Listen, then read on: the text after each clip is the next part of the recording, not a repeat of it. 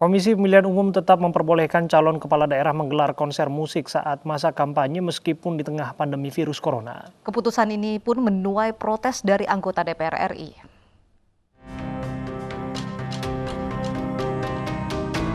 Pilkada serentak tahun 2020 berbeda dengan pilkada serentak sebelumnya karena digelar di tengah pandemi COVID-19. Meski digelar di tengah pandemi, namun Komisi Pemilihan Umum tetap memperbolehkan para kandidat Pilkada serentak 2020 menggelar konser musik dalam rangka kampanye. Menurut Komisioner KPU Idewa KD Wiyarsa Rakasandi, aturan itu sudah diatur dalam pasal 63 ayat 1 Peraturan KPU nomor 10 tahun 2020. Syaratnya maksimal peserta acara yang hadir adalah 100 orang dan mematuhi protokol kesehatan. Dalam kampanye Pilkada 2020 di masa pandemi ini, maka ketentuan yang berlaku dalam hal jumlah pendukung yang hadir dalam satu kampanye itu mengikuti Peraturan KPU nomor 10 tahun 2020 yang sudah dengan sangat eksplisit menyebutkan orangnya .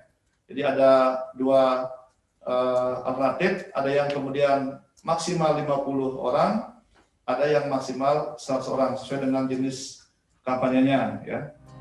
Meskipun diperbolehkan, Wakil Ketua DPR Sufmi Dasko Ahmad meminta agar bakal pasangan calon Pilkada serentak 2020 menghindari menggelar kampanye dalam bentuk konser musik mengingat masih dalam masa pandemi COVID-19. Penyelenggara pemilu termasuk mengeluarkan izin keramaian juga harus melihat apakah kemudian di tempat tersebut kasuistik ini masyarakatnya bisa terkendali atau kemudian zona COVID-nya tinggi. Nah, sehingga itu menjadi pertimbangan untuk kemudian mengizinkan atau tidak mengizinkan.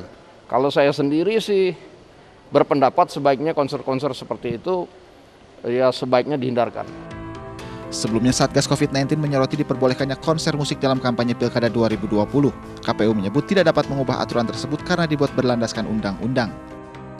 Tim Liputan iNews melaporkan.